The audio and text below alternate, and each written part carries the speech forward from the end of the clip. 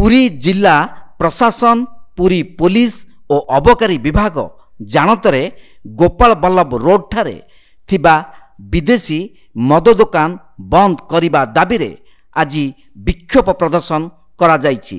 मद माफिया सह मधुचंद्रिका रहिथिबा छात्र कांग्रेस अभियोग करिछि। मद दोकानी माने नियमावली को उल्लंघन करुछंती। मद दोकान जोगु स्थानीय बासिंदा हैरान हेउछंती।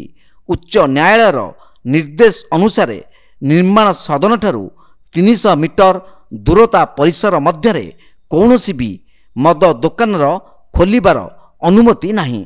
गोपाल बल्लभ रोड ठारे राज्य होमिओपैथिक गवेषणा केन्द्र और डाक्तरखाना रही। सेठारे रोगी सेवा जोगाई देउछंती।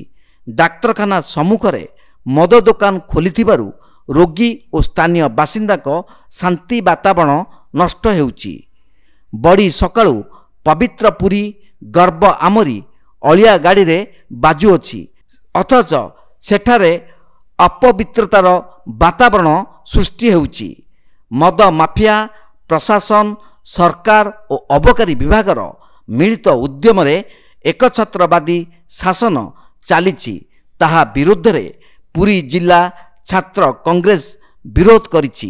जिला सभापति आशुतोष मिश्र नेतृत्व में पूर्वतन काउंसिलर सरस्वती पात्र, छात्र कांग्रेस कर्मकर्ता ऋषान दास, सिद्धार्थ मिश्र, अभिजित सामंतरा, सुभाषिष पत्री, मुन्ना जेना, गौरव प्रधान, राजा दास, मजुमदार, विक्रम प्रधान, अनुक्ता आकाश, प्रियंका प्रियदर्शिनी मिश्र समेत महिला कांग्रेस कर्मकर्ता उपस्थित रे मद दुकान बंद करने उद्देश्य विक्षोभ प्रदर्शन करा जायतिला।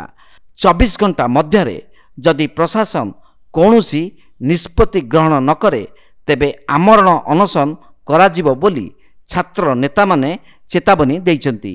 कैमरा पर्सन रवि जेना सह सुधांशुकर रिपोर्ट, तीर्थक्षेत्र लाइव।